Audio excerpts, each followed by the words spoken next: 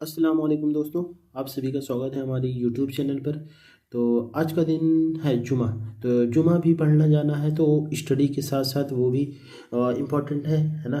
तो चलिए अभी क्लासेस कर लेते हैं, फिर उसके बाद आज जुमा की नमाज है। तो जुमा की नमाज भी पे चलते हैं। मैंने सोचा कि अभी एक भी वीडियो व्लॉग जुमा के दिन नहीं बनाया, तो मैंने सोचा कि बनाते हैं, ठीक है।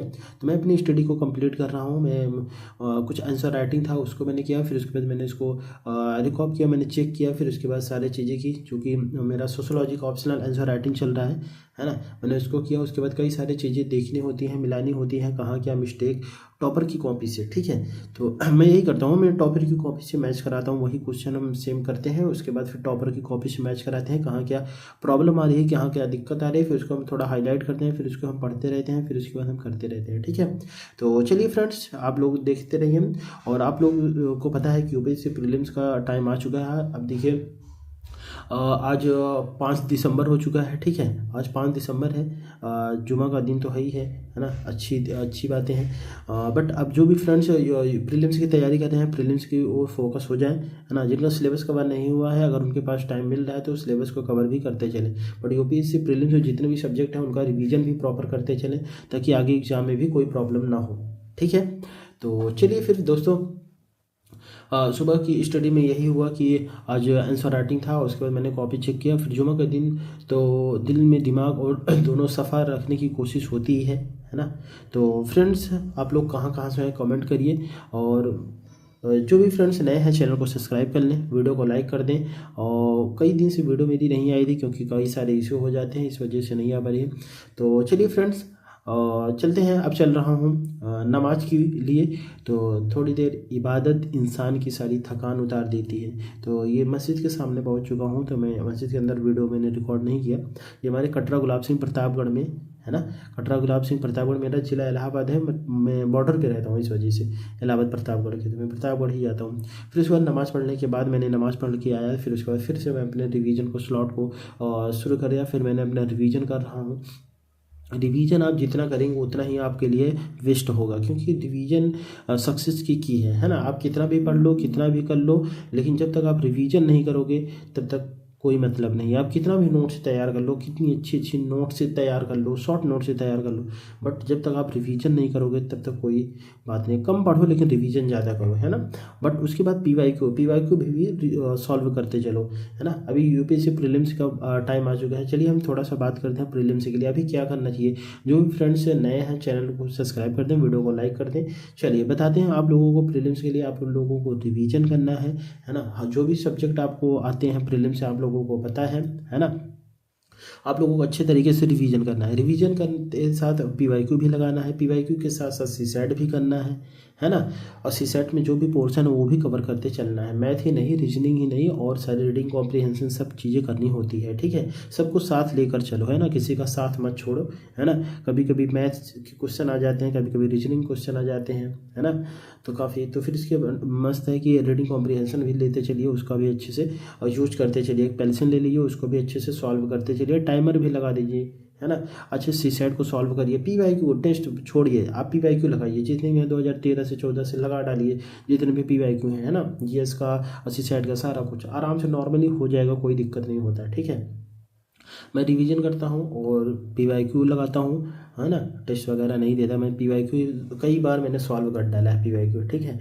तो उसके बाद पीवाईक्यू लगाना है, सीसैट के लिए पीवाईक्यू लगाना है अच्छे से। अपने सीसैट में जो भी पोर्शन है, जो भी मैथ में, रीजनिंग में जो भी आपके कमज़ोर पॉइंट हैं, वो भी सब अच्छे से क्लासेस करिए। बैच नहीं ले सकते कोई दिक्कत नहीं, यूट्यूब पे क्लासेस हैं। जो भी टॉपिक आपको समझ में नहीं आ रहा है उस टॉपिक को लेके कई सारे टीचर आ जाते हैं। एक टीचर से को अच्छे से पढ़िए, नहीं समझ में आ रहा है दूसरे टीचर से पढ़िए, या दो टीचर समझ के एक पॉइंट एक नोट्स में संक्षिप्त में अपना लिख लीजिए कि हाँ ये चीज़ ये टीचर बताए थे, ये चीज़ ये टीचर, मेरा एक कवर हो जाता है। ऐसा नहीं है कि हाँ सीसैट के बिना बैच लिए कवर नहीं होगा। वो टीचर लोग बोलते हैं जिनको बैच दिलाना होता है, जिनको बैच से बेचना होता है, वो लोग बोलते हैं कि हाँ ये चीज़। यूट्यूब पे भी कई सारे टीचर कवर कर चुके हैं। मैं मधुकर कोटवी सर का भी बता रहा हूँ, वो भी कई सारी चीज़ें कवर कर चुके हैं, लेकिन फिर भी वो बैच के लिए बोलेंगे, क्योंकि उनका भी अपना सिस्टम है ना।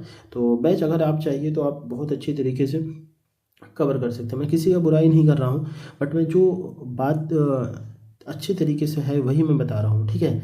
आप अच्छे से अगर मन लगा के फोकस करोगे तो यूट्यूब से भी यूपीएससी की प्रिपरेशन होती है है ना। आप लोगों को जो भी सब्जेक्ट में डाउट हो, जो भी चीज़ें डाउट हो, आप लोगों को यूट्यूब से कवर कर लेनी चाहिए, है ना। हर चीज़ बैच, अगर बैच से ही क्लियर होता है तो हर साल हर कोचिंग के बैच से ही बच्चे निकलते हैं, सेल्फ स्टडी वाले बच्चे ना निकलते, ठीक है।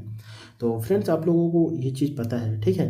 तो अब घबराने की बात नहीं है कि हाँ मैंने बैच नहीं लिए, ये नहीं लिया। आप लोग यूट्यूब से भी कवर कर सकते हैं, एक टॉपिक को 2 टीचर से कवर करके एक नोट्स में संक्षिप्त कर लीजिए, अच्छे से PYQ लगा दीजिए, क्लियर हो जाएगा, है ना।